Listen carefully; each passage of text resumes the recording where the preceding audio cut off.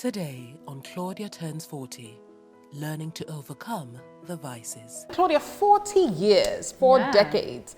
1 to 10, 10 to 20. Oh my God, stop, you make me feel like grandma that I am.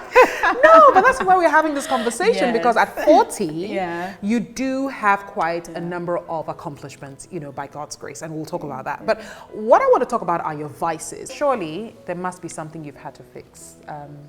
Your life cannot possibly be the perfection of Glitz Africa magazine, which can be photoshopped and edited at any point in time. So is there anything that you've had to pay particular attention to that could have ruined you in the last 40 years?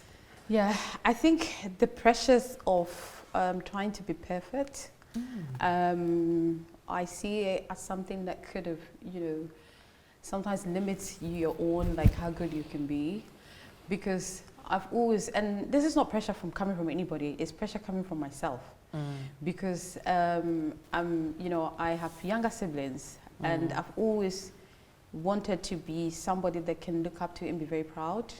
Okay. So I've always had that pressure of being perfect, if there's any word like perfect, but like somebody that, my mother and, my siblings will be proud of and will want to not live the same life, but I mean, like look after what I've done. So I think that, and it's also, and I had like a lot of people looking into my life, like, from my family, from my pastors and all of that. And that feeling of never want to disappoint people, sometimes can also be disadvantage. You're not able to be yourself. You're not able to maybe be your true self. And sometimes there have been times that I had to let some relationships go because I want to be the Claudia that my parents or my siblings or people that, are my mentors would be happy. So I think I would say that's probably one thing.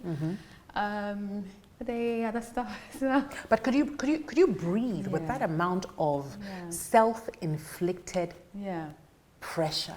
Yeah. Could you breathe? Could you just for a minute just take off your wig or let down your hair and just be do you know what? Normal? Yeah, I do that, but strangely I do that when Claudia is alone.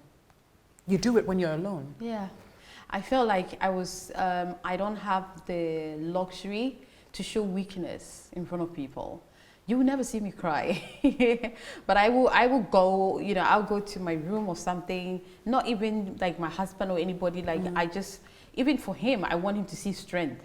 I want him to see that, oh, I can do it.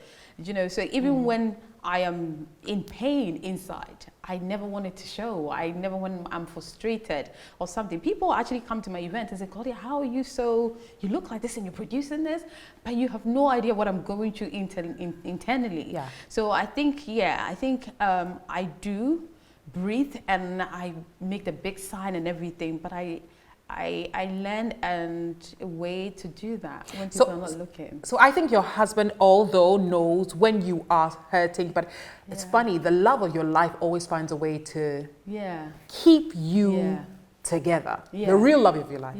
Yeah, it's true. Your husband, your children. Yeah, they find a way to help you keep and I think also like even having the kids really softened, the type of person I was. Because you don't want to fake it anymore, if I can put it like emotional fakeness that, if you have to cry in front of people, you don't want to do it. If you're angry, you don't want to show it because you don't want to hurt anybody. You want people to be happy around you, so you don't want to show or sadness, like positive energy all the time, but there's sadness within you and you feel like you can't show that. So I think the kids as well bring a different side to me because now I want them to see both sides of mommy. I've had my kids that come, mommy, you look sad. Are you crying, mommy? Can I say tea? They've seen all of that. And, I try to tell them that, mommy too sometimes is sad sometimes. But you know what? Yeah, mommy gets up and go and do what she has to do. Which is what life should be.